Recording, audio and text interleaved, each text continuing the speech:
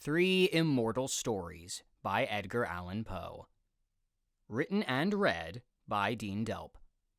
There is, in my mind, a Valhalla of sorts, where the kings and queens of horror bask in shadowed glory.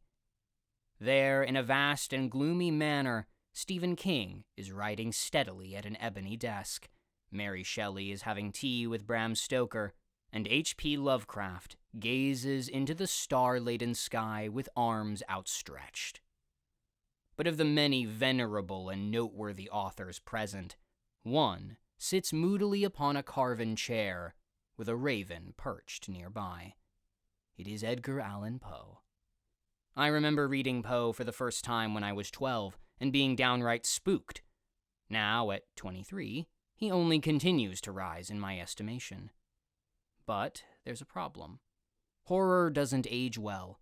As time goes on and we mature, we are frightened by less and less, both individually and as a collective audience.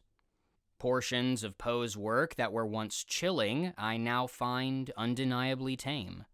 Something about that bothered me, and from my discomfort came this article. I wanted, perhaps needed, to find the works of Poe which have best survived the passing years, the immortal ones. The ones which still retain their macabre splendor more than 170 years later. At length, I came to three: The Pit and the Pendulum. There are two distinct ways this story can be enjoyed. The first is to read it, and the second is to have it read to you. I think certain stories are better when they are read aloud than when they are contained strictly within the mind.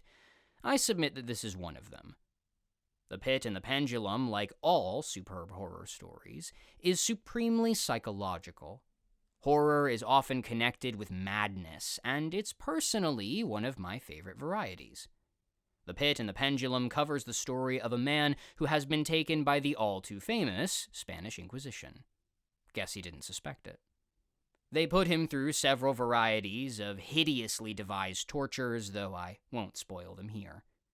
The piece feels very proto-Lovecraft, and the protagonist is immediately relatable. This is what keeps the story fresh after over a century. The character's responses are almost certainly what our own would be. He behaves exactly like we could see ourselves behaving were we in his shoes. Sometimes horror movies and books suffer from less than intelligent characters doing things that leave us saying, I wouldn't do that, in our heads. That couldn't be further from the case in The Pit and the Pendulum. The first time I read this piece, I thought about it for days. The more vivid your imagination is, the more this story will affect you. The first night after reading it will have you looking at the ceiling for a good long time. If you want a strikingly empathetic kind of horror, then The Pit and the Pendulum will absolutely deliver. It's one that keeps you thinking, what if it had been me? Berenice. Again, insanity is one of the more flavorful varieties of horror in my own experience. Unlike The Pit and the Pendulum, though, this is a story that's definitely best read instead of listened to. Certainly, it was disturbing when it was first written, but I actually think it's gotten scarier over time. Berenice is the story of a man with a mental condition that might be described today as an extremely powerful and consuming case of obsessive-compulsive disorder.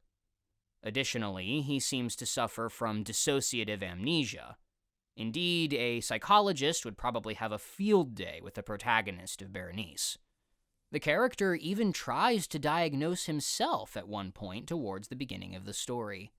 Mental health is something we take much more seriously today than in 1835 when Berenice was written, but the depiction seems shockingly modern to me.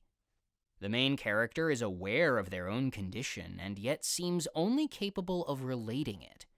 They are fundamentally unable to prevent themselves from their deeds, and by the end of the story, they are losing memory of that which they do. The ending of Berenice is admittedly somewhat predictable, but is nonetheless gruesome, grisly, and ghoulish when it finally happens. The surprisingly contemporary mental health angle keeps the story feeling very up to date with the present, and will definitely make your toes curl by the end. Also, if you don't like going to the dentist, then this story is definitely for you. The Fall of the House of Usher. By far the biggest of the stories on the list, I think this is another one that is best when listened to instead of being read. It is a sprawling, slow-burn story with the perfect mix of sanity-questioning unreality. An unnamed narrator takes us through a harrowing set of encounters in the dazzlingly gothic Usher Manor between its last remaining members. It's a classic haunted house story that really sets the bar for any that has come after. It also possesses a delightful romantic quality. Not in the sense of romance, but in the artistic and aesthetic sense.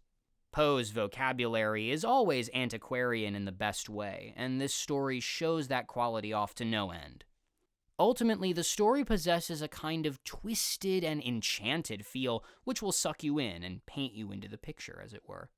The story is also a technical masterpiece and demonstrates the level of skill Poe can bring to bear in a narrative when he wishes to. Everything, and I do mean everything, in this story comes back in the end.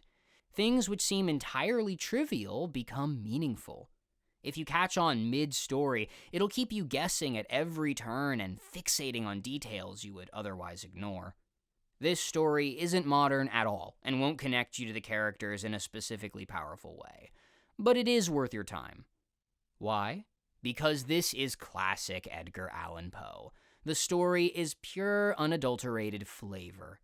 It isn't the scariest of the three stories by any stretch of the imagination, but the enjoyment factor here is just too high to ignore.